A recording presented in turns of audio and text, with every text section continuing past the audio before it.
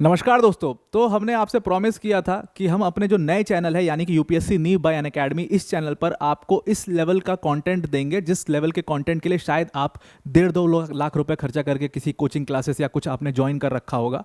तो ये कंटेंट आपको फ्री ऑफ कॉस्ट देने की हम कोशिश कर रहे हैं। पहले भी आप हमारे इस चैनल पर रोहन सर की वीडियोस और वासु सर की वीडियोस देख ही चुके होंगे, तो वहाँ से आपको अंदाज़ा लग गया होगा कि किस लेवल का कंटेंट हम आपको देने की इस वीडियो से प्रयास कर रहे हैं। तो उसी लेवल के कंटेंट में ये एक और उदाहरण होने वाला है इस तरीके की वीडियो का, जहाँ पर आज हम डिस्कस करने वाले हैं वन नेशन वन इलेक्शन के बारे में। अब मैंने कोशिश करी है इस पूरे वीडियो में 2-4 डिस्क्लेमर आपको पहले देना चाहूँगा कि इसमें जितनी इन्फॉर्मेशन हो सके वो सब आप तक पहुँचा दी जाए, एक ही लेवल पर, एक ही जगह पर, आपको बार बार कोई चीज़ रिफ़र ना करनी पड़े। सारे प्रोविजंस, लीगल प्रोविजंस वो भी आ जाएं इसमें। उसके बाद पॉलिटिकल प्रोविजंस कितने हैं, पॉलिटिकल चैलेंजेस क्या हैं, वो सब भी आ जाएं। तो बाकी सारी चीज़ें और क्यों ये टॉपिक आपके एग्जाम पॉइंट ऑफ व्यू से अभी के लिए रेलेवेंट है, वो सारी चीज़ें हम कोशिश कर रहे हैं कि आपके लिए यहाँ पर कवर करा दें। तो सबसे पहले आज का जो हमारा डिस्कशन है वो वन नेशन वन इलेक्शन के ऊपर होने वाला है। अब जब आप वन नेशन वन इलेक्शन का नाम सुनते हो तो सबसे पहले तो इसका कॉन्टेक्स्ट ये है कि देखो 2019 में प्रधानमंत्री नरेंद्र मोदी ने एक मीटिंग बुलाई थी और इस मीटिंग में प्रधानमंत्री नरेंद्र मोदी ने ये चीज़ साफ कर दी थी कि वन नेशन वन इलेक्शन करवाना चाहिए देश में। इससे क्या होगा कि देश का पैसा बहुत बचेगा, क्योंकि भाई आप इतने ज़्यादा चुनाव, भी आप देखो रिसेंटली क्या हुआ। रिसेंटली आपने देखा कि जम्मू कश्मीर में इलेक्शंस हुए, जम्मू कश्मीर के अलावा हरियाणा में भी इलेक्शन हुए। उसके बाद अभी रिसेंटली जो नोटिफिकेशन आई है वो झारखंड और महाराष्ट्र के लिए भी आई है। स्टार्टिंग में क्या हुआ था कि जब इसकी बात हो रही थी तो बहुत सारी रीजनल पार्टीज़ की उनकी पावर उससे चली जाएगी, तो वो सारी रीजनल पार्टीज जो उसके सपोर्ट में नहीं थी। लेकिन अभी आप जा करके रिपोर्ट चेक करोगे, मैं कोशिश करूंगा कि उसकी लिंक जो है वो आपको डिस्क्रिप्शन में दे दी जाए। तो सारी पार्टीज जो है संभवतः जितनी बड़ी पार्टीज़ हैं, कांग्रेस, आपकी समाजवादी पार्टी, सब पार्टीज़, आम आदमी पार्टी, ये सब समर्थन में हैं। 2-3 पार्टीज़ बची हुई हैं, ज़्यादातर लेफ्ट की पार्टी हैं जो समर्थन में नहीं है। वो अभी आज भी, उस समय पर भी समर्थन में नहीं थी, आज भी वो समर्थन में नहीं है। तो इसकी पूरी रिपोर्ट इन्होंने यहाँ पर अभी सबमिट करी है मार्च 2024 में। तो इस वजह से भी ये टॉपिक अपने आप में बहुत रेलेवेंट हो जाता है और आपके डिफरेंट एग्जामिनेशंस में इससे कुछ सवाल पूछे जा सकते हैं। संभवतः सवाल या तो हाई लेवल कमेटी से पूछे जा सकते हैं, या आप वन नेशन वन इलेक्शन में एक लेवल डेप्थ में जाकर के सवाल पूछे जा सकते हैं, या इलेक्शंस के ऊपर कोई सवाल पूछे जा सकते हैं। निश्चित रूप से सवाल बन सकता है। अब एक और चीज़ है यहाँ पर कि मैंने थोड़ी सी जगह यहाँ पर साइड में छोड़ी हुई है, तो क्योंकि मैं बोर्ड पर लगातार लिखता रहूँगा कंटेंट को, और आप कोशिश करिएगा कि इसी तरीके से जैसे मैंने यहाँ पर लिखा है इसी तरीके से आप अपने कॉपी पर इसको बनाते जाइए। तो आपको इसमें रिवीजन में बहुत फ़ायदा होगा। ये आपका एक तरीके से माइक्रो डायग्राम्स की तरह पूरा रिवाइज करने के लिए अच्छा हो जाएगा। तो एक ही पेज पर 2-4 पन्ने में इस पूरे टॉपिक को आप समाप्त करने की कोशिश करिएगा, क्योंकि मैं आपको एक एक पॉइंट बहुत डिटेल में समझाऊंगा। तो हो सकता है मैं उसके ऊपर 4-5 मिनट बोलूँ, लेकिन आपके दिमाग में वो चीज़ बिल्कुल बैठ जाएगी। तो अब अगर आपको वन नेशन वन इलेक्शन को समझना है तो सबसे पहली चीज़ तो ये है कि वन नेशन वन इलेक्शन का मतलब ये बिल्कुल भी नहीं है, इसको मैं पहले ही क्लियर कर दूं, कि एक ही दिन में पूरे देश में चुनाव हो जाए, क्योंकि वो चीज़ पॉसिबल ही नहीं है ह्यूमनली। इंडिया जैसी डेमोक्रेटिक कंट्री में और इंडिया जैसी देश जहाँ पर इतनी बड़ी पॉपुलेशन रहती है, इसीलिए हमारे देश में फेज वाइज इलेक्शंस होते हैं, यानी कि चरणों में चुनाव होते हैं। आपने सुना होगा ना कि पहले चरण के चुनाव जो हैं वो केरल में है, यहाँ है, आंध्रा में है, वहाँ है।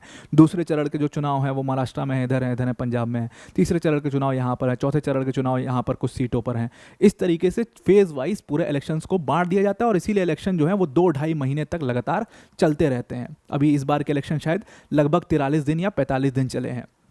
तो फेज वाइज इलेक्शंस तो होंगे ही।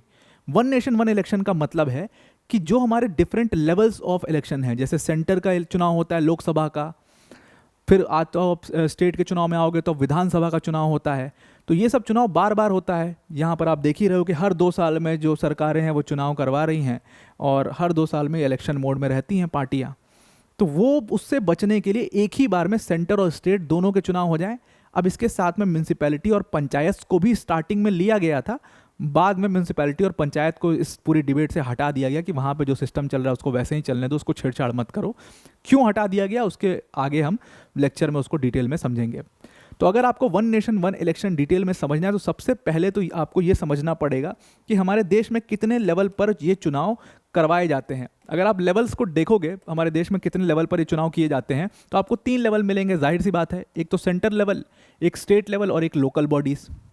अब यहाँ पर आप सेंटर लेवल पर देखोगे तो सेंटर लेवल पर हमारे पास कौन कौन से चुनाव होते हैं। एक तो हम प्रेसिडेंट का इलेक्शन करते हैं, मतलब हम नहीं, प्रेसिडेंट चुना जाता है हमारे देश में। उसके अलावा यहाँ पर हमारे देश में वाइस प्रेसिडेंट चुने जाते हैं। उसके अलावा आप देखो तो सबसे इंपॉर्टेंट इलेक्शन जो होते हैं वो लोकसभा के इलेक्शंस होते हैं। उसके अलावा जो दूसरा सबसे इंपॉर्टेंट इलेक्शन होता है वो राज्यसभा का होता है, मतलब कि पार्लियामेंट के इलेक्शंस, और उसके साथ में प्रेसिडेंट और वाइस प्रेसिडेंट के इलेक्शंस होते हैं। उसके अलावा अगर आप देखो स्टेट में, तो स्टेट में यहाँ पर कौन कौन से इलेक्शंस होते हैं? सबसे इंपॉर्टेंट इलेक्शन जो स्टेट का माना जाता है वो विधानसभा का इलेक्शन माना जाता है। विधानसभा मतलब इसी को हम लेजिस्लेटिव असेंबली भी कहते हैं, यानी कि जब हम इसमें वोट देते हैं तो हम अपना विधायक या एमएलए चूज करते हैं। कुछ स्टेट में ये भी सुविधा है कि जो बाई कैमरल लेजिस्लेचर वाले स्टेट्स हैं, आपने बाई कैमरल लेजिस्लेचर के बारे में ज़रूर पढ़ा होगा अगर आपने पॉलिटी थोड़ी बहुत पढ़ी है, जिसको पता है कि कितने स्टेट में अभी प्रेजेंट में बाई कैमरल लेजिस्लेचर है, वो नंबर ऑफ स्टेट्स ज़रूर कमेंट बॉक्स में लिख के मुझे बताना। तो विधान परिषद कहते हैं उन बाई कैमरल के स्टेट के लेजिस्लेचर्स को, मतलब जिन स्टेट्स में 2 हाउसेस होते हैं। जैसे यहाँ पर लोकसभा राज्यसभा है, वैसे ही कुछ स्टेट्स जो बड़े स्टेट्स हैं उत्तर प्रदेश जैसे, उनको विधानसभा और विधान परिषद दिया जाता है। तो विधान परिषद का जो मेंबर होता है, इसको हम इंग्लिश में लेजिस्लेटिव काउंसिल कहते हैं, और इसके मेंबर को हम एमएलसी कहते हैं।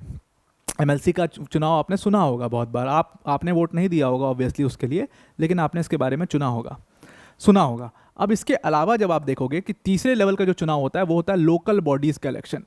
अब लोकल बॉडीज़ के इलेक्शन में पहले शुरुआत में ऐसा कोई इलेक्शन नहीं हुआ करता था। देश का जब संविधान बना था, देश आज़ाद हुआ था, बहुत देर तक कुछ ऐसा नहीं हुआ था। लेकिन 2 सबसे इंपॉर्टेंट अमेंडमेंट्स आपको याद होंगे, एक तो 73rd अमेंडमेंट याद होगा और एक 74th अमेंडमेंट याद होगा। तो इस 73rd और 74th अमेंडमेंट से 2 इंपॉर्टेंट चेंजेस आए थे।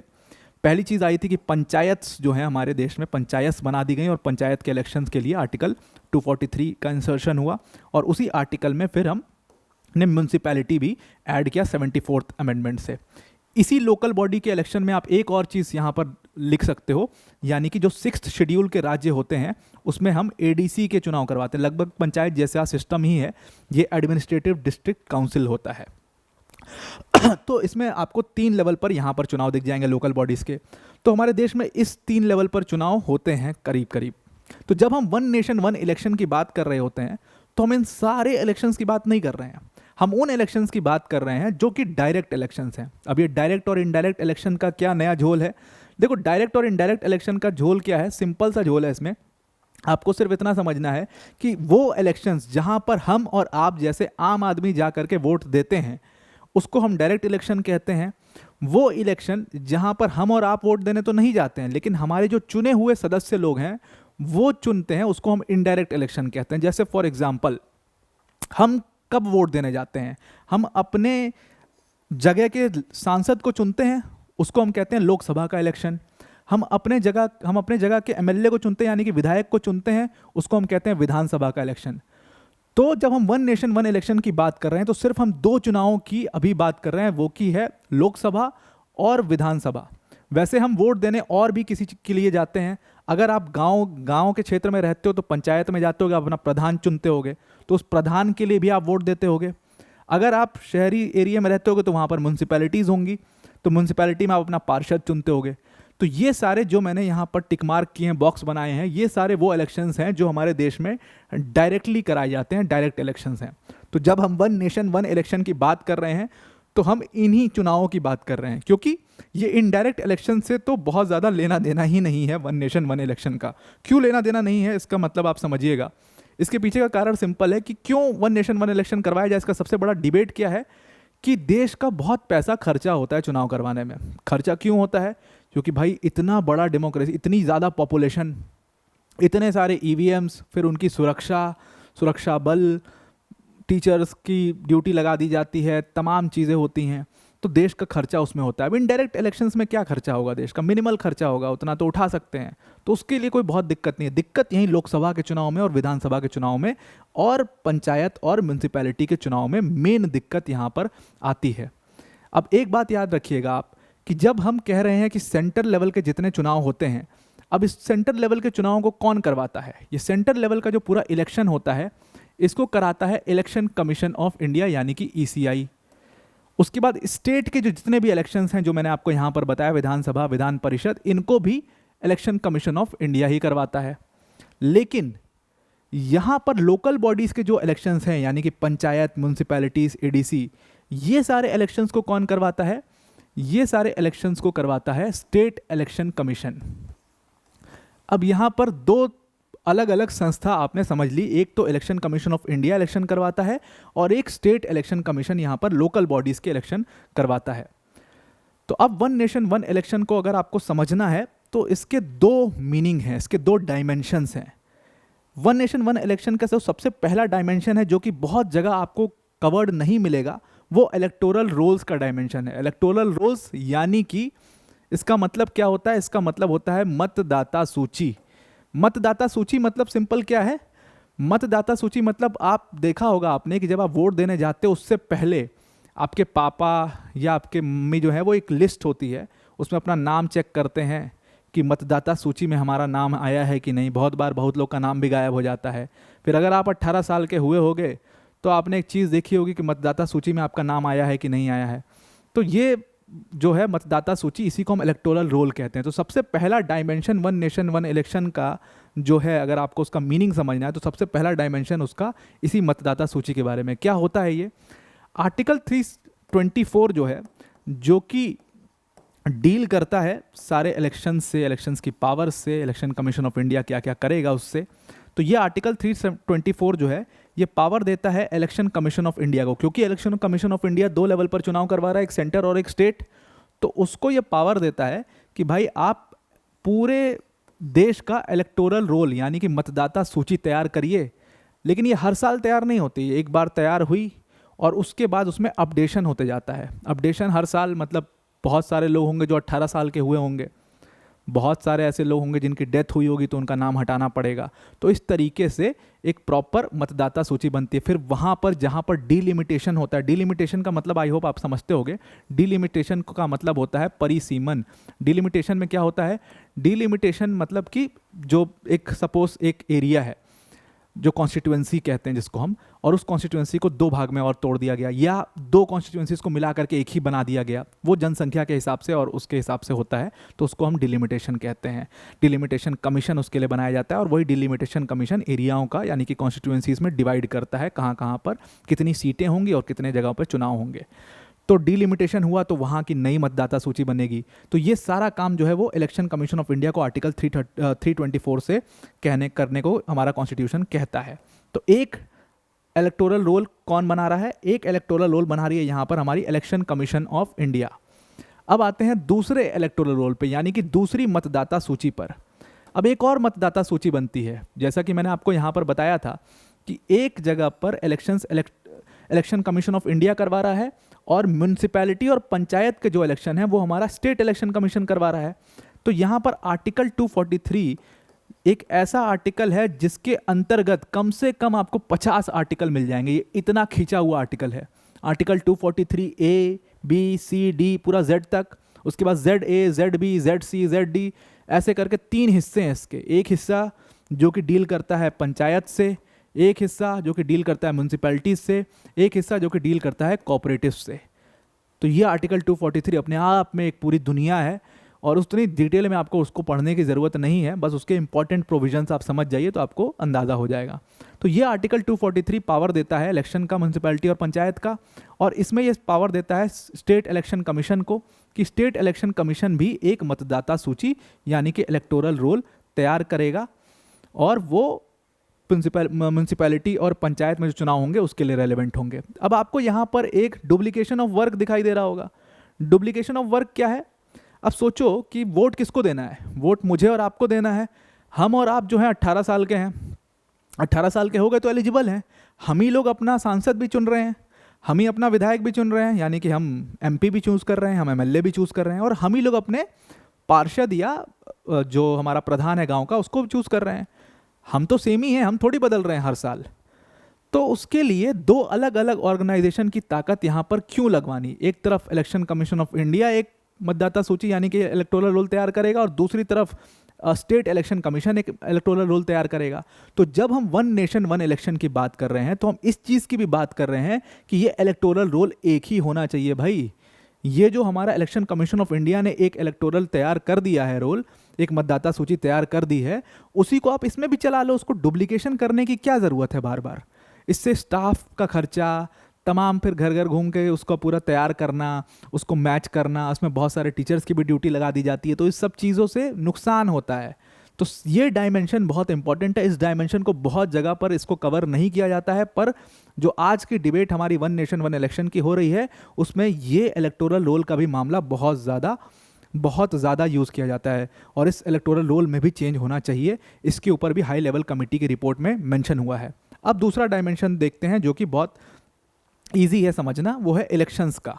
तो जब हम वन नेशन वन इलेक्शन की बात कर रहे हैं तो मैंने आपको यहाँ पर बताया था कि क्यों हम वन नेशन वन इलेक्शन की बात कर रहे हैं, थोड़ा सा इसका आपको मैंने उदाहरण दिया था। हम वन नेशन वन इलेक्शन की बात इसी वजह से कर रहे हैं। क्यों? क्योंकि देखो हमारी जो सरकारें होती हैं हर दूसरे साल में उनको चुनाव लड़ना होता है और क्योंकि उनको हर दूसरे साल में चुनाव लड़ना होता है तो बहुत सारे प्रॉमिसेस करती हैं, और वो प्रॉमिस पूरे करते करते ही उनका आधा टर्म निकल जाता है, आधे से ज़्यादा टर्म निकल जाता है, और फिर किसी और स्टेट में चुनाव हो जाते हैं। खास तौर से ये होता है नेशनल पार्टीज़ के साथ। अब सपोज बीजेपी ने अभी लोकसभा चुनाव में कुछ प्रॉमिस कर दिया, अब फिर झारखंड में उनको चुनाव लड़ना है, फिर अभी हरियाणा में उनको चुनाव लड़ना था, तो अब उस प्रॉमिस को जो उन्होंने किया है अगर वो उसके स्टेट के खिलाफ है, यानी कि हरियाणा के स्टेट के खिलाफ है, तो वो प्रॉमिस जो उन्होंने किया उसको फुलफिल नहीं करेंगे जब तक कि हरियाणा में चुनाव नहीं हो जाते हैं। ऐसा एग्जाम्पल बहुत सारी चीज़ों में देखा गया है। क्यों? सबसे बड़ा एग्जाम्पल है सिटीजनशिप अमेंडमेंट एक्ट का। अब जिन लोगों को याद होगा, आप याद करके मुझे बताओ कि सिटीजनशिप अमेंडमेंट एक्ट जो है वो 2019 में आया था, इफ़ आई एम करेक्ट, और उसका इम्प्लीमेंटेशन कब हुआ है? उसका इम्प्लीमेंटेशन अभी कुछ महीनों पहले 2024 में उसका इम्प्लीमेंटेशन हुआ है। अब जब यहाँ पर आ गया है ये एक्ट, तो इसको अगले साल ही इम्प्लीमेंट क्यों नहीं कर दिया गया? क्योंकि अगले साल असम में चुनाव थे उस टाइम पर, इस वजह से इसको इम्प्लीमेंट नहीं कर पाए, नहीं किया गया इसको इम्प्लीमेंट। तो ऐसे बहुत सारे एक्ट्स होते हैं जिनको लाया तो जाता है, जिनमें बहुत ज़्यादा चेंज लाने की भी क्षमता होती है, लेकिन उनको इम्प्लीमेंट क्यों नहीं किया जाता है? क्योंकि हर दूसरे साल या हर साल भर तो जो नेताजी हैं उनको जा करके अपने एरिया में मुँह भी तो दिखाना है, उन्होंने बहुत सारे प्रोमिसेस भी तो किए हैं, तो इस वजह से उसका नहीं हो पाता इम्प्लीमेंटेशन। दूसरी चीज़ क्या है कि डेवलपमेंट यहाँ से बहुत ज़्यादा रुक जाता है। बहुत बड़े बड़े जो स्टेप्स हैं, बोल्ड स्टेप्स हैं, वो सरकार यहाँ पर ले नहीं पाती है। तो इलेक्शंस में इन सारी खामियों की वजह से, इन सारी प्रॉब्लम्स की वजह से हम वन नेशन वन इलेक्शन लाने की बात करते हैं। इसके अलावा जब हम वन नेशन वन इलेक्शन की बात कर रहे हैं तो यहाँ पर हम सिर्फ 2 इलेक्शंस की बात कर रहे हैं, यानी कि लोकसभा के इलेक्शंस की एक तो हम बात कर रहे हैं, उसके अलावा हम यहाँ पर विधानसभा के इलेक्शंस की बात कर रहे हैं जो कि डायरेक्टली होते हैं।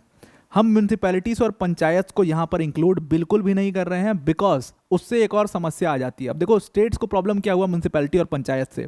म्यूनसिपैलिटी और पंचायत से स्टेट को प्रॉब्लम ये हुई, इन्होंने कहा कि भाई एक जगह तो हमारे पास पावर है एक चुनाव करवाने की, क्योंकि इसकी जिम्मेदारी किसकी होती है? स्टेट की होती है। तो स्टेट ने कहा कि एक तो बची कुची पावर है हमारे पास, वो भी तुम छीन लोगे तो फिर हम क्या करेंगे? तो फिर हमें बनाया ही क्यों है? फिर पूरा सेंट्रली सिस्टम को मैनेज कर लो, फिर ये फेडरल स्ट्रक्चर रखा ही क्यों गया है? तो वो फेडरल लेवल के फेडरल स्ट्रक्चर के ऊपर बहुत डिबेट आ जाती है।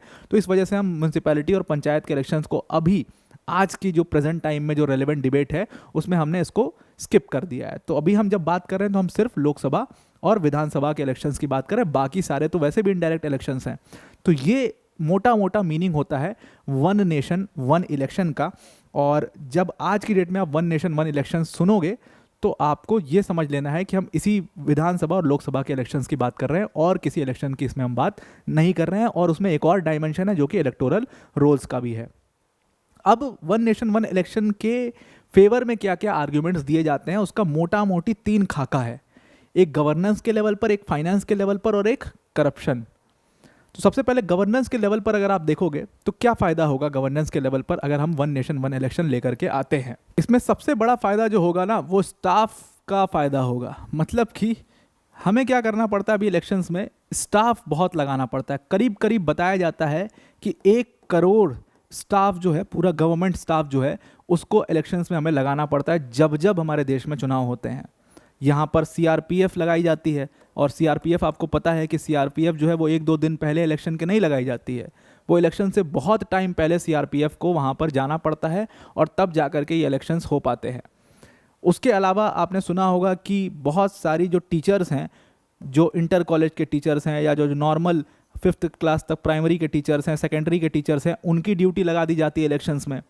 इसके ऊपर बहुत डिबेट सुनी होगी। अब थोड़ा थोड़ा इसके ऊपर जो लोग हैं वो प्रोटेस्ट करना भी शुरू किए कि भाई टीचर्स को आप इलेक्शंस में ही लगा दोगे तो फिर नुकसान हो रहा है स्कूल्स का, जो मतलब कॉलेजेस हैं हायर सेकेंडरी लेवल के, वहाँ पर भी नुकसान हो रहा है, वहाँ के टीचर्स को आप भेज दे रहे हो, तो पढ़ाई का भी नुकसान, बच्चे का भी नुकसान। यहाँ पर सीआरपीएफ जैसी जो फोर्सेस हैं उनको भी डिप्लॉय करना पड़ता है, उनका भी अपना खर्चा और सारी चीज़ें हैं। तो इस लेवल पर, गवर्नेंस के लेवल पर सबसे पहला फ़ायदा तो यहाँ पर स्टाफ में होगा। अगर एक ही साथ सारे चुनाव हो जाएंगे तो ये काम एक ही बार करना पड़ेगा 5 साल में, मतलब सारे स्टेट्स और लोकसभा के लिए, तो ये सारा काम जो है एक बार 5 साल में करना पड़ेगा। दूसरा फ़ायदा यहाँ पर क्या है, जो कि मैंने आपको बताया था कि जो सरकारें हैं वो हमेशा इलेक्शन मोड में रहती हैं। यहाँ पर शॉर्ट फॉर्म में मैं ईएम लिख रहा हूँ, यहाँ इसका मतलब है कि इलेक्शन मोड में रहती हैं, तो डेवलपमेंट लेवल पर कुछ नहीं हो पाता है, बोल्ड स्टेप्स नहीं ले पाती हैं, बहुत सारे एक्ट्स लाती हैं उनको इम्प्लीमेंट नहीं कर पाती हैं। ये सारी चीज़ें मैं आपको पिछले वाले साइड में समझा ही चुका हूँ। लेकिन जो सबसे ज़्यादा फ़ायदा जो देखा जाएगा देश का, अगर वन नेशन वन इलेक्शन आता है, तो वो फ़ायदा होगा हमारे लिए फाइनेंस में। इसीलिए फाइनेंस को मैंने सेंटर में यहाँ पर लिखा हुआ है। फाइनेंस में अगर आप एक, हमारे यहाँ पर चीफ इलेक्शन कमिश्नर हुए थे जिनका नाम था एसवाई कुरैशी साहब, आपने इनका नाम सुना होगा, बहुत ज़बरदस्त चीफ इलेक्शन कमिश्नर हुए थे और बहुत सारे रिसर्च पेपर्स ये लिखते हैं। इनका रिसर्च पेपर आया था एक 2019 में, उसी को मैं बेस बना करके यहाँ पर आपको फाइनेंस की चीज़ें या फाइनेंस के आंकड़े बता रहा हूँ। तो बताया गया, एक मोटा मोटा आंकड़ा लगाया गया कि अगर सरकार को चुनाव करवाने पड़ते हैं तो कितना खर्चा होता है उन चुनावों में। ये लोकसभा के फिगर्स बताए जा रहे हैं, स्टेट के फिगर्स भी इसमें बताए जाएंगे। तो सबसे पहले अगर लोकसभा के चुनाव देखो तो 2014 का डेटा दिया था एसवाई कुरैशी साहब ने कि 2014 में लगभग 3500 करोड़ रुपए सरकार के खर्च हो गए। पैसे क्यों, कहाँ खर्च हो रहे हैं, तो जाहिर सी बात है, इतने लोग की ड्यूटी लगा रहे हो, खाना पीना रहना, इतना बड़ा स्टाफ है सीआरपीएफ का, वो लग रहा है वहाँ पर डिप्लॉय हो रहा है। उसके बाद फिर काउंटिंग में खर्चा, तमाम चीज़ों में खर्चा, तो इसके लिए सरकार के कम से कम 3500 करोड़ रुपए लग गए। अब इसमें 2 लेवल के खर्चे होते हैं, ये जो मैं आपको बता रहा हूँ ये है गवर्नमेंट का खर्चा, लेकिन इसके अलावा एक खर्चा और होता है जो कि पार्टी लेवल का भी खर्चा होता है। उसका अंदाज़ा तो अभी अब लगने लग गया है, फिर भी आपको बहुत ज़्यादा ब्लैक मनी में जो पैसा है उसका तो बिल्कुल भी अंदाज़ा नहीं लग रहा है। तो यहाँ पर 2014 में कम से कम 3500 करोड़ का खर्चा हुआ। अब एक देश, भारत जैसा देश, जहाँ पर हम जीएसटी से ही सिर्फ अकेले 1 लाख करोड़ रुपए जुटा लेते हैं, तो उसके लिए 3500 करोड़ रुपए क्या है। आपको भी लगेगा कि ये क्या है, 3500 करोड़ में तो हाईवेज बनते हैं, इतना तो कर ही सकते हैं भाई, इलेक्शन की बात है, चुनाव है, लोकतंत्र है। जो प्रॉब्लम 3500 करोड़ रुपए से नहीं है, प्रॉब्लम ये है कि जिस तेज़ी से ये पैसा बढ़ रहा है वो एक बहुत बड़ी समस्या है। आंकड़ा जो एसवाई कुरैशी साहब ने 2019 का दिया अपने रिसर्च पेपर में, वो आंकड़ा 2019 में बढ़ करके ये 3500 करोड़ लगभग 10,000 करोड़ हो गया था। मतलब लगभग आप मान के चलिए कि 3 गुना हो गया। और ये सिर्फ गवर्नमेंट का खर्चा है। जब मैं इसको बता रहा हूँ, जो उन्होंने अंदाज़ा लगाया, लमसम अमाउंट लगाया, जो पार्टी का खर्चा यहाँ पर आया, वो पार्टी का खर्चा करीब 50,000 करोड़ आया यहाँ पर। मतलब टोटल अगर इसको आप कर दो, सिर्फ लोकसभा के चुनाव में जो खर्चा है वो लगभग 60,000 करोड़ है। और अगर स्टेट के इलेक्शंस इसमें आप जोड़ दीजिए, यानी कि विधान सभा के इलेक्शन जोड़ दीजिए, तो इसका खर्चा आप इसमें पर स्टेट में 500 करोड़ लीजिए जो गवर्नमेंट का होता है, और पार्टियों का भी इससे, मतलब आप इसको कम कर दीजिए तो पार्टियों का भी खर्चा लगभग 1500 करोड़ 2000 करोड़ का होता होगा। उसके हिसाब से आप एक मोटा माटा आंकड़ा लगाइए कि कितना ज़्यादा खर्चा हमारी सरकार या हमारे देश का कितना पैसा इसमें खर्चा हो रहा है। 2019 के ये फिगर रहे। अब इसी के हिसाब से अगर आप 2024 में जो अभी चुनाव हुए हैं उसका हिसाब निकाल लो, तो ये मैं 3 गुना नहीं भी मानता हूँ, तो मान लो मैं इसको दुगना ही मान लेता हूँ तो 20,000 करोड़, और पार्टियों का खर्चा को भी दुगना मान लेता हूँ तो ये कम से कम 1 लाख करोड़ है। तो मतलब आप 1.25 लाख करोड़ रुपए, 1.5 लाख करोड़ रुपए टोटल देश का खर्चा 2024 के चुनाव में हुआ है। क्योंकि ये जो पार्टियां खर्चा कर रही हैं, ये पैसा भी तो देश का ही पैसा है ना, ये हमारा आपका या सबका पैसा ही तो है, जो डोनेशन के फॉर्म में ये लोग ले रहे हैं। ये वही पैसा तो है जो किसी साइकिल का पैसा है और इसको खर्चा किया जा रहा है। और इसी से थर्ड जो हमारा रीज़न है करप्शन का, वो इसी से जुड़ा हुआ है, बिल्कुल जुड़ा हुआ इस वजह से है क्योंकि आप देखिए, क्योंकि इन पार्टियों को इतना पैसा इलेक्शन में खर्चा करना होता है, तो पैसा आएगा कहाँ से। ये दोनों एकदम जुड़े हुए हैं आपस में, ये पैसा आएगा कहाँ से, तो ये पैसा कहाँ से आएगा, तो ये पैसा आएगा करप्शन से। यानी कि जैसे एग्जाम्पल लगाइए, कि एक एग्जाम्पल के तौर पे मैं बता रहा हूँ, मैं ये बिल्कुल भी नहीं कह रहा हूँ कि ये सच है या झूठ है। बीजेपी पर या प्रधानमंत्री नरेंद्र मोदी पर ये आरोप लगता है कि ये अंबानी अडानी जैसे जो बिजनेस हाउसेस हैं उनको सपोर्ट करते रहते हैं। ये तो आरोप लगता ही है, बार बार अपोजिशन लगाता रहता है। हिंडनबर्ग की रिपोर्ट वगैरह अभी भी आई थी, वो सब भी कहते हैं। और कांग्रेस की जब सरकार थी तो उन पर ये आरोप लगता है कि भाई सहारा और ये सब जैसे जो ग्रुप्स थे उनको वो लोग सपोर्ट करते हैं। तो ऐसा क्यों होता है कि ऐसे आरोप लग रहे होते हैं? ऐसा इस वजह से होता है कि भाई पार्टियों को पैसा कहाँ से मिलेगा, ये बड़ी डोनेशंस कहाँ से आएंगी चुनाव लड़ने के लिए? वो बड़ी डोनेशंस यहीं से आएंगी। और वो डोनेशंस क्यों देगा कोई? ताकि जब उनकी सरकार बने तो वो उनको समर्थन करें और उनके हित में कुछ पॉलिसीज़ बनाएं, या उनके हित में उनको टेंडर्स दें, गवर्नमेंट के जो तमाम टेंडर्स हैं वो दें, भले ही महंगे हों लेकिन फिर भी उनको दें, कोई सस्ती कंपनी दे रही है उसको ना दे करके उनको दें। इस तरीके से उनको अलग तरीके से एडवांटेज पहुंचाने की कोशिश करें। इस वजह से यहाँ पर आपको अंबानी, अडानी और ऐसे जो आरोप हैं वो लगातार लगते रहते हैं। तो करप्शन का भी एक बहुत बड़ा जो मुद्दा है वो यहाँ से कनेक्टेड है। इसीलिए कहा जाता है कि ये सब चीज़ों को एलिमिनेट करने के लिए आपको वन नेशन वन इलेक्शन लाना चाहिए। और अगर 5 साल में एक बार चुनाव होंगे तो पहली चीज़ ये होगी कि आप इस पूरे खर्चे को मिनिमल कर सकते हो। मतलब 5 साल में आपको एक बार खर्चा करना होगा, और वो खर्चा लमसम अमाउंट जो है, अगर मैं 2024 के हिसाब से मानूँ तो ये 50,000 करोड़ के करीब आएगा, सबका मिला के, पार्टी का भी और स्टेट का भी, अगर 5 साल में एक बार सिर्फ चुनाव कराना हो। तो यहाँ पर हम पैसा है देश में, इसका मतलब ये थोड़ी है कि उसको आग लगा देंगे, उसको बचाने की कोशिश करेंगे। तो वो यहाँ वन नेशन वन इलेक्शन से सबसे ज़्यादा जो फ़ायदा है वो फाइनेंस लेवल पर होगा, गवर्नेंस लेवल पर भी काफ़ी फ़ायदा है, और सबसे बड़ा फ़ायदा तो ये, इसमें बहुत बड़ा आपको चेंज आएगा। इतने पैसे की ज़रूरत पार्टियों को नहीं पड़ेगी। कैंडिडेट्स का भी फिर अपना खर्चा होता है। देखो, कहने के लिए कैंडिडेट्स के खर्चे पर एक लिमिट है, लेकिन आज की डेट में आपको पता है कि कोई कैंडिडेट अगर विधायक का भी कोई चुनाव लड़ रहा है कोई व्यक्ति, तो 20-20, 50-50 गाड़ियाँ, 100-100 गाड़ियाँ उसके साथ चल रही हैं, उसका तेल, गाड़ियों का खर्चा, ये सब कहाँ से आ रहा है? ये तो कैंडिडेट ही खर्चा कर रहा है। तो ये खर्चा भी तो उसका ही पैसा है, वो खर्चा तो हो ही रहा है, तो वो भी पैसा बचेगा। तो ये सब को ध्यान में रखते हुए आप समझिए कि एक बार अगर चुनाव होंगे तो ये सारे फायदे हमारे देश को होंगे यहाँ पर। तो अब देखो, अगर आप यहाँ तक समझ गए होगे तो आपको ये समझ में आ चुका होगा कि अब हमारे लिए बहुत मुश्किल नहीं है साइमल्टेनियस इलेक्शन अपने देश में करवाना। कुछ कुछ चैलेंजेस हैं जो मैं आपको ऑलरेडी बता चुका हूँ। और अगर साइमल्टेनियस इलेक्शन का जो कॉन्सेप्ट आप देखोगे, ये वन नेशन वन इलेक्शन जो टर्म है ये बाद में आया। ऐसा थोड़ी है कि इलेक्शन जो है वो साइमल्टेनियस हमारे यहाँ पर नहीं चलते थे। अगर आप इतिहास देखोगे हमारे देश में इलेक्शंस का, उसको मैंने लगभग 3 फेज़ों में यहाँ पर बांटा है, और लगभग आप मान लो कि 4 फेज़ हैं यहाँ पर। एक तो 67 तक का फेज़ है, उसके बाद चौथा फेज़ आएगा 67 के बाद का, जो 1999 तक चलेगा। तो इतिहास अगर आप हमारे देश में चुनाव का देखोगे तो साइमल्टेनियस इलेक्शंस ही होते थे। अब यहाँ पर जो पहला फेज़ मैंने लिखा हुआ है यहाँ पर, वो 1947 से 51 का फेज़ है। और ये फेज़ कौन सा था? ये फेज़ उसमें था जहाँ पर कोई ऐसी सरकार हमने चुनी नहीं थी। यहाँ पर ऑब्वियसली उस समय पर इंटरिम गवर्नमेंट काम कर रही थी, और इंटरिम गवर्नमेंट में बहुत सारे ऐसे लोग थे जो कि इलेक्टेड नहीं भी थे। जैसे उसमें से आपको पता होगा लगभग इसमें सारे कांग्रेस के मेंबर्स थे। एक डॉक्टर बी आर अम्बेडकर थे, वो कांग्रेस के मेंबर उस समय पर नहीं थे जब वो इंटरिम गवर्नमेंट में थे। उसके अलावा कोई बहुत सारे ऐसे लीडर्स थे जो इंटरिम गवर्नमेंट का हिस्सा थे लेकिन कांग्रेस का हिस्सा नहीं थे, उन लोगों को शामिल किया गया था। तो इंटरिम गवर्नमेंट थी, इसको हमने इसके लिए कोई वोटिंग नहीं की थी। जो जनरल इलेक्शन हमारे देश में हुए वो 1951 1952 में हुए। और कौन कौन सी चीज़ के लिए हुए? सबसे इम्पॉर्टेंट हमारे देश का जो इलेक्शन है वो लोकसभा का इलेक्शन, इसके लिए चुनाव किए गए। उसके साथ साथ विधानसभा के लिए भी चुनाव किए गए। उसके बाद राज्यसभा के इलेक्शंस यहाँ पर किए गए। राज्यसभा के इलेक्शंस यहाँ पर क्यों इसके बाद किए गए? ऑब्वियस सी बात है, अगर राज्यसभा की आप पता होगा कि इलेक्शंस कैसे होते हैं राज्यसभा के, क्योंकि इनडायरेक्ट होते हैं। तो इसमें वोट कौन करता है? इसमें तो इलेक्टेड मेंबर्स ऑफ दी विधानसभा, ये लोग वोट करते हैं। तो राज्यसभा के इलेक्शंस यहाँ पर किए गए। उसके बाद जो इलेक्शंस किए गए यहाँ पर वो प्रेसिडेंट के इलेक्शंस थे। प्रेसिडेंट के इलेक्शन क्यों इसके बाद किए गए? तो ऑब्वियसली आपको यहाँ पर पता होगा कि elected members of the Lok Sabha, elected members of the Rajya Sabha and the elected members of the Vidhan Sabha. इस वजह से प्रेसिडेंट के इलेक्शंस जो हैं इसके बाद किए गए। उसके बाद वाइस प्रेसिडेंट के इलेक्शंस यहाँ पर करवाए गए।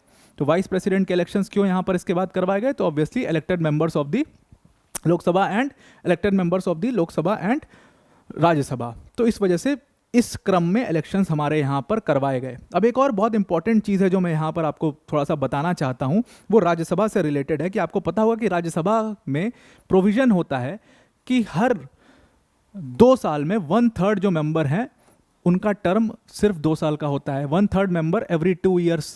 इसका मतलब क्या? अगर इसका कैलकुलेशन आप लगाओ तो राज्यसभा का एक मेंबर है, उसकी अवधि, उसका टर्म जो है पूरे राज्यसभा में 6 साल का होता है। अब आप सपोज करिए कि 1952 में राज्यसभा के इलेक्शंस यहाँ पर करवाए गए। अब मान लो कि 1952 में सारे राज्यसभा के सारे मेंबर्स को इलेक्ट किया गया हो, तो कोई मेंबर अगर यहाँ पर इलेक्ट हो रहा है तो उसकी टर्म क्योंकि 6 साल है, इसको जोड़ा जाए तो इसके हिसाब से 1954, 56 और 58, तो मतलब वो 58 में जा करके डिसॉल्व होगा। तो राज्यसभा जो है पूरे मेंबर अगर यहाँ पर चूज किए जाएंगे तो ये पूरे मेंबर 1958 में आकर के डिसॉल्व हो जाएगा, ये पूरा हाउस ही डिसॉल्व हो जाएगा। तो फिर राज्यसभा को परमानेंट हाउस क्यों बोला जाएगा? तब तो ये परमानेंट बचा ही नहीं है, तो पूरा हाउस लोकसभा की तरह डिसॉल्व हो गया। तो फिर परमानेंट हाउस को क्यों कहा जाता है? परमानेंट हाउस इसको इसीलिए तो कहा जाता है कि ये कभी भी ये हाउस एक बार में डिसॉल्व नहीं होता है। तो अब इससे बचने के लिए उस समय पर एक स्पेशल प्रेसिडेंशियल ऑर्डर लेकर के आया गया था। स्पेशल प्रेसिडेंशियल ऑर्डर में क्या चीज़ थी? स्पेशल प्रेसिडेंशियल ऑर्डर में ये था कि सबको एक बार में चूज तो किया जाएगा 1952 में, सारे मेंबर्स को राज्यसभा के, लेकिन सीट्स जो हैं उनके टर्म्स को पहले ही स्पेसिफाई कर दिया जाएगा कि 2 साल की कौन सी सीट है, इन किसको किसको 4 साल के लिए चूज़ किया गया है कौन कौन सी सीट पे, और किसको 6 साल के लिए चूज़ किया गया है। तो इससे क्या होगा कि ये वाली जो साइकिल है, ये वाली साइकिल सही हो जाएगी और राज्यसभा अपने प्रॉपर वर्किंग में आ जाएगा। तो इस तरह से हमारे देश में पहली बार इलेक्शंस करवाए गए 1951 और 52 में, बहुत सफल इलेक्शंस रहे। और उसके बाद अगर आप देखोगे 52 से 67 तक की जर्नी, तो 52 में इलेक्शन हुए, उसके बाद 5 साल 1957 में इलेक्शंस हुए, उसके बाद फिर 5 साल इससे जोड़ लो तो 1962 में इलेक्शंस हुए, और फिर 5 साल आप जोड़ लो तो 1967 में इलेक्शंस हुए। तो मतलब सब कुछ एकदम बेहतर चल रहा था और सब कुछ साइमल्टेनियस चल रहा था, यहाँ तक में कोई डिस्टर्बेंस बिल्कुल भी नहीं थी। कुछ स्टेट बने भी इस टाइम पर, जैसे हरियाणा का गठन 66 में हुआ, तो ऐसे बहुत सारे स्टेट्स बीच बीच में बने भी, लेकिन कोई बहुत समस्या नहीं आ रही थी। साइमल्टेनियस इलेक्शन हमारे देश में आराम से चल पा रहे थे। तो ऐसा कोई ये कॉन्सेप्ट नहीं है जो पहले फॉलो नहीं हुआ है। अब ये कैसे गड़बड़ हुआ उसको मैं आपको समझाता हूँ, वो 67 के बाद हुआ। अब आप सोचना कि 1952 से लेकर के 67 तक हमारे देश में कोई गड़बड़ नहीं हुई, जबकि 2 हमारे प्रधानमंत्री की डेथ इस टाइम पर हुई है। पंडित नेहरू की डेथ हुई 62 में, और उसके बाद लाल बहादुर शास्त्री जी की डेथ हुई 66 में। उसके बाद इंदिरा गांधी जी की जब सरकार आई 67 में, तो यहाँ से समस्याएं शुरू हो गई। समस्याएं क्यों शुरू हुई? 67 में जब इंदिरा गांधी जी की सरकार आई, यहाँ पर जो सबसे पहली समस्या थी कि 2 फाड़ हो गए थे। लंगड़ी सरकार कहा जाता था, और आपको पता है कि इंदिरा गांधी जी को जब चूज़ किया गया था तो उस टाइम पर कहा गया था कि ये एक गूंगी गुड़िया है और जो हम कहेंगे वही करेगी। ये बात किसने कही थी? मोरारजी देसाई ने कही थी, और भी जो उनके पुराने कामराज वामराज लेवल के जो नेता थे उन सब ने ये बात कही थी कि जब इंदिरा गांधी आएंगी तो वो मतलब क्या करेंगी कि वो हम जो कहेंगे वही काम करेंगी 67 में। तो वो एक लंगड़ी लूड़ी सरकार थी और वहाँ से प्रॉब्लम शुरू हो गई थी। तो ये जो 67 के बाद की पूरी इंडियन पॉलिटिक्स की प्रॉब्लम है, और ये प्रॉब्लम चली 1999 तक की, उसको मैंने 2 हिस्सों में यहाँ पर बांटा है एक बेहतर अंडरस्टैंडिंग के लिए। एक तो लोकसभा लेवल पर क्या प्रॉब्लम थी और एक विधानसभा लेवल पर क्या प्रॉब्लम थी, मतलब कि स्टेट लेवल पर क्या प्रॉब्लम थी, उसको मैंने यहाँ पर 2 हिस्सों में बांट दिया है। अब लोकसभा में आप अपना दिमाग लगाइए और सोचिए कि क्या प्रॉब्लम्स आ सकती हैं लोकसभा लेवल पर। सबसे पहली प्रॉब्लम क्या आ सकती है कि मेजॉरिटी ही लूज कर जाए पार्टी। यानी कि मेजॉरिटी कैसे लूज हो जाएगी? डिफेक्शन हो जाएगा। डिफेक्शन की मतलब आपके कुछ नेता हैं वो आपकी पार्टी छोड़ करके वो दूसरी पार्टी में जा करके शामिल हो गए और आपने अपना मेजॉरिटी लूज कर दिया, और मेजॉरिटी लूज को है तो सरकार गिर जाएगी, फिर इलेक्शन करवाने पड़ेंगे। एक तो समस्या यहाँ पर इस लेवल पर आ जाती है। दूसरी समस्या यहाँ पर टर्म के लेवल पर आती है। अब टर्म के लेवल पर लोकसभा में क्या समस्या आती है? टर्म जो है लोकसभा का वो है 5 साल। ये बताता है आर्टिकल 83। आर्टिकल 83 कहता है साहब कि टर्म जो है लोकसभा का वो 5 साल रहेगा, तब तक जब तक हाउस डिसॉल्व नहीं होता है। इसका मतलब क्या है? सपोज कोई सरकार है और वो सरकार 2 साल में गिर जाती है, वो अपना मेजॉरिटी लूज कर देती है या किन्हीं कारणों से वो 2 साल में सरकार गिर जा रही है, तो फिर जो नई सरकार फिर से इलेक्शन होगी और जो नई सरकार आएगी उसका भी टर्म 5 साल होगा। तो मतलब इसमें साइकिल जो है वो गड़बड़ होने के पूरे चांसेस हैं। तो यहाँ पर टर्म की एक प्रॉब्लम होती है। और तीसरी समस्या यहाँ पर क्या है कि बहुत बार क्या होता है कि हमारे देश में आपने देखा भी होगा, इसकी चर्चा भी चलती है। अभी दिल्ली के लेवल पर इसकी चर्चा चल रही थी। जब अरविंद केजरीवाल जेल से छूटे तो कहा गया कि वो कोशिश करेंगे कि चुनाव को पहले करवा लें दिल्ली में, क्योंकि सहानुभूति की लहर है, वो चुनाव जीत सकते हैं। तो ये खुद इसकी ताकत जो है वो हमारे कॉन्स्टिट्यूशन में दी हुई है। एक आर्टिकल है आर्टिकल 85। अब आर्टिकल 85 क्या कहता है? ये कहता है कि पीएम लोकसभा लेवल पर और सीएम विधानसभा लेवल पर सजेस्ट कर सकते हैं इलेक्शन कमीशन को कि कब चुनाव करवाने हैं। तो इसमें क्या होता है, कई बार पीएम का मूड हो गया कि भाई चुनाव करवा लिया जाए देश में।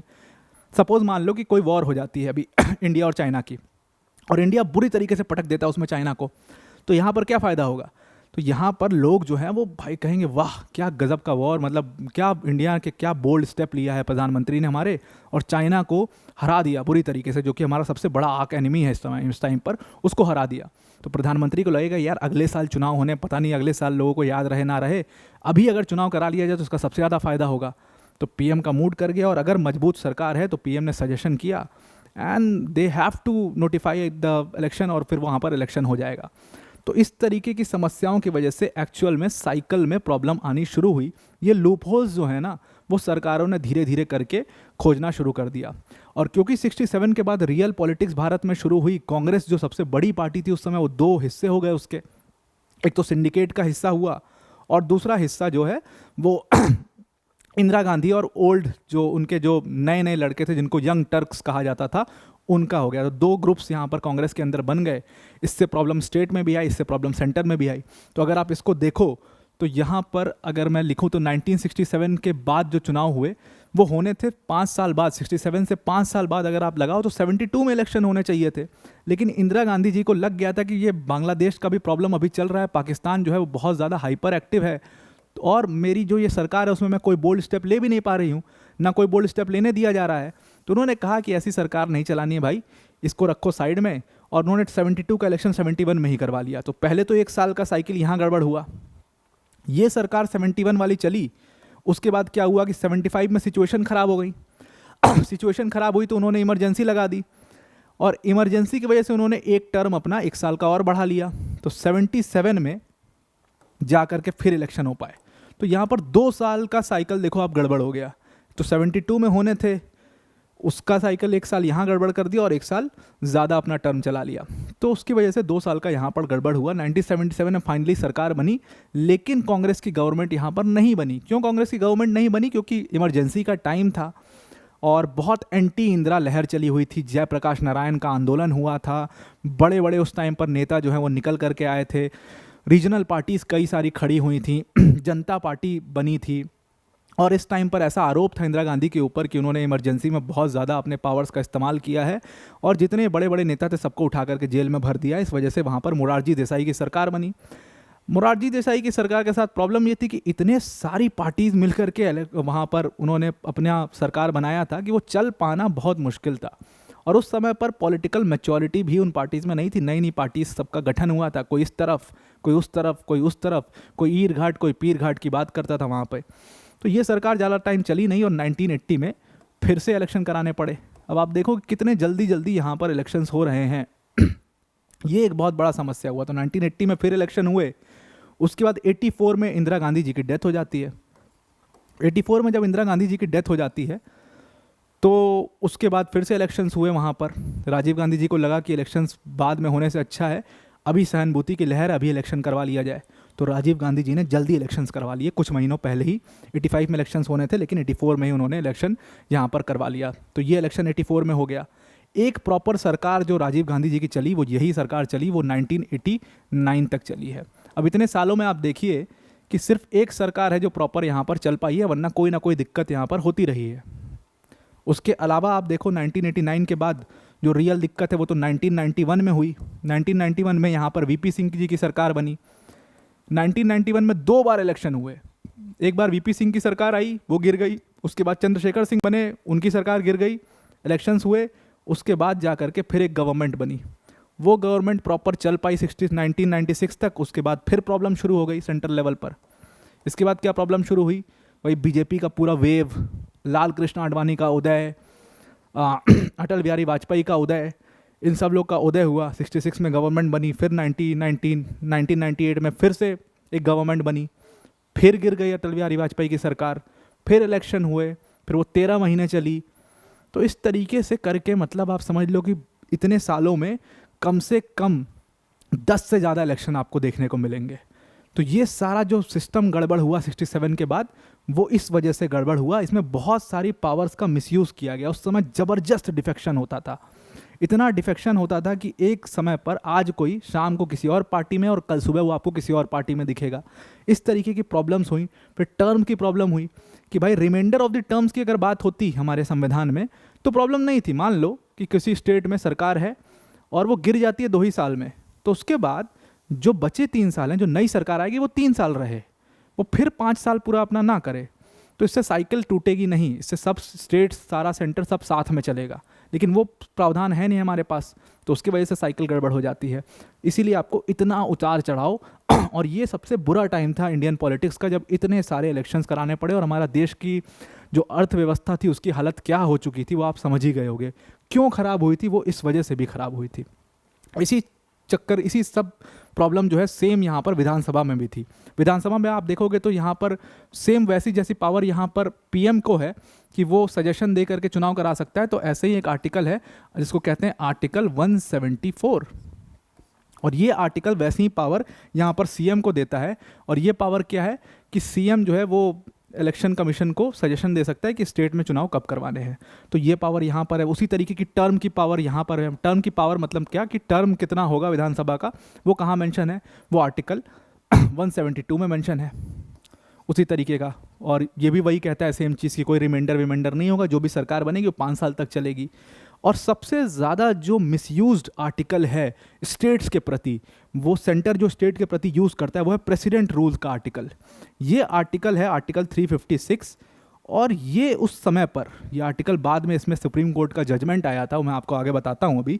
तो प्रेसिडेंट रूल का आर्टिकल जो है इसको सबसे ज़्यादा इस्तेमाल किया गया सरकारों को गिराने में, क्योंकि जब ये सब प्रॉब्लम चल रही थी तो यहाँ पर आपको याद होगा कि 77 में मोरारजी देसाई की सरकार आई थी जनता पार्टी की, और इन लोगों ने क्या किया था कि इसी प्रेसिडेंट रूल आर्टिकल 356 को यूज़ करके इन्होंने 9 स्टेट्स में उस समय पर प्रेसिडेंट रूल लगा करके दोबारा चुनाव करा दिए थे, और उसमें से 7 स्टेट में ये लोग जीत भी गए थे। क्योंकि प्रेसिडेंट रूल का जो प्रावधान था वो बहुत आसान था यूज़ करना उस समय पर सेंटर की पार्टीज़ के लिए, और इसीलिए सेंटर की पार्टीज, रीज़न क्या था उसका, रीज़न ये देती थी ये लोग कि अब आपकी जो सरकार है स्टेट में वो अब जनता का जो मत है उसको खो चुकी है, और ये रीज़न पर वहाँ पर प्रेसिडेंट रूल लगा करके वहाँ पर फिर से इलेक्शन करवा दिए जाते थे, और 9 में से 7 जगह पर जनता पार्टी जीत भी गई। अब इंदिरा गांधी को ये और ओपन अपॉर्चुनिटी मिल गई कि अच्छा ये भी हो सकता है, उनको एक और लूप होल मिल गया। तो जब उनकी गवर्नमेंट आई तो उन्होंने भी इसका जम करके इस्तेमाल किया, उन्होंने भी 9 स्टेट में जो जहाँ पर जनता पार्टी की सरकार थी वहाँ पर दोबारा इलेक्शन करा दिए, 6 या 7 में वो वहाँ पर जीत भी गई। इस तरीके से पूरा कंठमंठ कर दिया गया सिचुएशन को। अब इसको संभालने के लिए, इसको बचाने के लिए सबसे पहला स्टेप मुझे लगता है लिया गया था भारत में, वो एक्चुअल में राजीव गांधी जी ने लिया था, और वो स्टेप लिया गया था 85 में। 1985 में डिफेक्शन से निजात पाने के लिए सबसे पहला प्रयास किया गया था, और वो प्रयास था राजीव गांधी जी का। उन्होंने कहा कि भाई ये डिफेक्शन जो है ये बहुत समस्या वाला चीज़ है, तो उन्होंने 52nd अमेंडमेंट किया था। ये 52nd अमेंडमेंट क्या कहता है, ये 52nd अमेंडमेंट डील करता है एंटी डिफेक्शन से, और एंटी डिफेक्शन लॉ पहली बार उसमें आया था। लेकिन इसमें भी अपने कुछ लूप होल्स थे। अब एंटी डिफेक्शन में क्या लूप होल था, एंटी डिफेक्शन में उस समय पर ये लूप होल था, जैसे 1-2 लोग जा रहे हैं तो कोई दिक्कत नहीं है अगर एक पार्टी के 1/3 मेंबर इलेक्शन के बाद पार्टी छोड़ करके जा रहे हैं दूसरी पार्टी में, तो फिर कोई दिक्कत नहीं है, फिर वो एंटी डिफेक्शन के अंतर्गत नहीं आएंगे। अब सपोज बड़ी पार्टी को तो छोड़ना 1/3 मेंबर का मुश्किल होता है, खरीदना उतने लोग को, लेकिन छोटी पार्टी है, छोटी पार्टी के समर्थन से कहीं पर सरकार बनी है, छोटी पार्टी जिसके पास 6 सीट है, तो उसका 1/3 कितना हो गया, 2 हो गया। 2 मेंबर को तो खरीदा ही जा सकता है। तो छोटी पार्टियों के लिए बड़ा चैलेंज था एंटी डिफेक्शन का। तो ये लूप होल बहुत जगह यूज़ किया जाता था और सरकार गिराया जाता था। लेकिन पहला प्रयास ये 52nd अमेंडमेंट से एटलीस्ट हुआ था। फिर बाद में इसमें फिर से जाकर के 2003 में इसको चेंज किया गया, और इस 1/3 को, जो 1/3 की लिमिट थी, इसको 2/3 कर दिया गया। अब 2/3 लोगों की ज़रूरत होती है एंटी डिफेक्शन से बचने के लिए इसीलिए आप बड़ी बड़ी पार्टीज़ का मर्जर देखते हो दूसरी पार्टीज़ में सरकार गिराने के लिए, तो वो अब यूज़ किया जाता है। तो ये पहला प्रयास हुआ। और दूसरा प्रयास जो है वो सुप्रीम कोर्ट का था इसमें। अब यहाँ तक सुप्रीम कोर्ट चुप है, जो भी कुछ चल रहा है यहाँ पर, लेकिन 1994 में फाइनली सुप्रीम कोर्ट ने अपना मुंह खोला, और एक बहुत बड़ा केस हुआ था उस टाइम पर, एसआर बोम्मई का केस हुआ था। एसआर बोम्मई का केस के बारे में आपने सुना होगा ज़रूर से। तो इस केस में एसआर बोम्मई कौन थे, ये कर्नाटका के सीएम थे, और प्रेसिडेंट रूल का इस्तेमाल करके इनकी सरकार गिरा दी गई थी। तो एसआर बोम्मई पहुंच गए थे सुप्रीम कोर्ट, और सुप्रीम कोर्ट ने फिर यहाँ पर जो सेंटर की पावर थी प्रेसिडेंट रूल लगाने की, उसको लिमिट किया अपने जजमेंट के तहत, एसआर बोम्मई के जजमेंट के तहत, और उसको लिमिट करके ये सारे जो प्रावधान थे जिनको यूज़ करके सरकार गिराई जाती थी उसको हटा दिया। और आज की डेट में लगभग किसी सेंटर की सरकार के लिए प्रेसिडेंट रूल करना बहुत मुश्किल है, किसी भी स्टेट में सिर्फ गवर्नमेंट गिराने के मंशा से वो नहीं यूज़ कर सकते इसको। इसीलिए आप देखो स्टेट में डिस्टर्बेंस होती है तभी जा कर के ये इसको यूज़ किया जाता है, तो इसका प्रचलन जो है वो ख़त्म हो गया। तो ये दो प्रयास बहुत इंपॉर्टेंट यहाँ पर किए गए। तो अब आपको ये समझ में आ चुका होगा कि इंडियन पॉलिटिक्स में एक्चुअल प्रॉब्लम जो है वो लाई कहाँ करती थी, मतलब कि क्यों हमारा जो साइमल्टेनियस इलेक्शन जो चल रहा था, जो बहुत लंबे समय तक चला, वो क्यों ब्रेक हुआ। वो ब्रेक इंडियन पॉलिटिक्स जब गड़बड़ हुई, जब डिरेल हुई तो ब्रेक हुआ। अब उसको वापस अगर अपने पटरी पर लाना है तो हमें क्या क्या चेंजेस कॉन्स्टिट्यूशन में करने पड़ेंगे। तो दो प्रमुख चेंजेस यहाँ पर लिखे मैंने, उसके अलावा भी कुछ चेंजेस हैं जो मैं आपको बताऊंगा। सबसे पहला चेंज तो करना पड़ेगा टर्म वाले आर्टिकल में। जो मैंने आर्टिकल बताया था ना कि एक है आर्टिकल 83 लोकसभा का और एक है आर्टिकल 172 विधानसभा का। इन दोनों आर्टिकल में क्या है कि 5 साल जो सरकार रहेगी वो 5 साल रहेगी। इसको चेंज करके रिमाइंडर टर्म्स कर देना चाहिए। रिमाइंडर टर्म्स मतलब क्या है? रिमाइंडर टर्म्स मतलब साफ ये बात हो गई कि मान लीजिए कि कोई सरकार आ रही है और वो 2 साल में गिर जा रही है, तो जो नेक्स्ट गवर्नमेंट आएगी उसको सिर्फ 3 साल ही रूल करने को मिलेगा। ऐसा नहीं है कि वो अपना 5 साल पूरा करे। तो इससे क्या होगा कि साइकिल जो है वो गड़बड़ नहीं होगी और वन नेशन वन इलेक्शन बरकरार रह पाएगा। तो पहला तो अमेंडमेंट यहाँ पर करना पड़ेगा इन दोनों आर्टिकल्स के अंदर में। दूसरा जो पीएम चॉइस और सीएम चॉइस वाला जो ऑप्शन है ना, यहाँ पर जो आर्टिकल 85 और आर्टिकल 174 यहाँ पर देते हैं, उस चीज़ को यहाँ पर लिमिट कर देना चाहिए। लिमिट कर देना चाहिए या इसको पूरा हटा ही देना चाहिए और इसके जगह पर एटलीस्ट हाउस के 2/3 मेंबर की मेजॉरिटी मांगनी चाहिए कि अगर आप चाहते हो कि इलेक्शन जल्दी हो आपके स्टेट में तो एटलीस्ट हाउस का 2/3 2/3 हिस्सा ये कहे कि हाँ, इसका एसेंट दे कि हाँ हम चाहते हैं कि यहाँ पर इलेक्शन जल्दी हो जाए, तब जा करके इलेक्शंस को यहाँ पर जल्दी कराया जाएगा, अदरवाइज नहीं कराया जाएगा। तो ये इंपॉर्टेंट अमेंडमेंट्स हैं 85, 174, 83, 172, इन सब में, जिसको इस्तेमाल करके लोग जो है वो मतलब जो पूरा साइकिल है वो गड़बड़ होता है। इसके अलावा जो सबसे ज़्यादा इंपॉर्टेंट चीज़ है वो एंटी डिफेक्शन का। मैंने आपको बताया था कि आज की डेट में एंटी डिफेक्शन के ऊपर लिमिट क्या है कि 2/3 मेंबर जो हैं पार्टी के, अगर वो एक साथ छोड़ते हैं तो उनके ऊपर एंटी डिफेक्शन लॉ लागू नहीं होता है। इस लिमिट को हटा देना चाहिए। इसमें एंटी डिफेक्शन लॉ में एक बदलाव करना चाहिए और इस लिमिट को हटा देंगे अगर, और ये लागू कर देंगे कि इलेक्शन के बाद अगर कोई डिफेक्शन कर रहा है तो फिर ये एंटी डिफेक्शन लॉ उसके ऊपर लागू हो जाएगा। तो फिर ये डिफेक्शन का जो सिनेरियो है ना, ये चीज़ नहीं होगी और इसके वजह से बहुत ज़्यादा सरकारें गिरने से बचेंगी। जैसे हरियाणा में तो हद हो गई थी। एक आया राम गया राम उस समय पर टर्म चलता था डिफेक्शन से रिलेटेड। एक गया लाल नाम के व्यक्ति थे, वो कोई फरीदाबाद या पलवल के आसपास की कहीं कॉन्स्टिट्यूएंसी से चुनाव लड़े थे और 15 दिन में उन्होंने 3 पार्टियां चेंज करी थी इलेक्शन के बाद। तो ये स्थिति उस टाइम पर चल रही थी। बिहार में होता था, खरीदे जाते थे विधायक, यहाँ पर यूपी में खरीदे जाते थे विधायक, पंजाब में, मतलब हर स्टेट में लगभग विधायकों की खरीद फरोख्त होती रहती थी। तो एंटी डिफेक्शन लॉ जो है उसने बहुत हेल्प किया है सरकारों को बार बार गिरने से बचाने में। ये एक बहुत बड़ा कानून है। तो इसमें भी थोड़े बहुत बदलाव की ज़रूरत है। यहाँ पर और यहाँ पर अमेंडमेंट्स करने की ज़रूरत है। तो आइए आपको ये पूरा आर्टिकल 1 नेशन 1 इलेक्शन का समझ में आ गया होगा। अब बस लास्ट एक पूरा जो हिस्सा है इसका बचता है, वो है कंसर्न्स का। इसके साथ प्रॉब्लम क्या है? अब देखो, प्रॉब्लम आप समझ ही गए होंगे अगर आपने पूरा आर्टिकल समझ लिया है। तो प्रॉब्लम सीधा आएगी फेडरल स्ट्रक्चर पर कि यहाँ पर स्टेट इशूज़ जो हैं उसको निगलेक्ट कर दिया जाएगा और नेशनल इश्यूज़, मतलब लोग नेशनल इश्यूज़ में बह जाएंगे एक तरीके से। प्रधानमंत्री नरेंद्र मोदी के जैसे फेस पर पूरा विधानसभा का भी कई जगह चुनाव लड़ा गया लोकसभा के चुनाव तो हुए ही उनके फेस पर, उसका एक कारण है।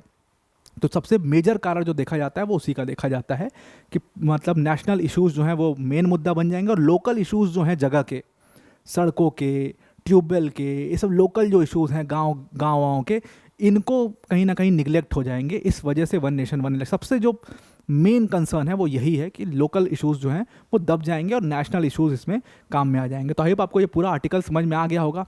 आप कमेंट करके ज़रूर बताना कि ये वीडियो आपको कैसी लगी। और आज के लिए इतना ही। Thank you and have a nice day.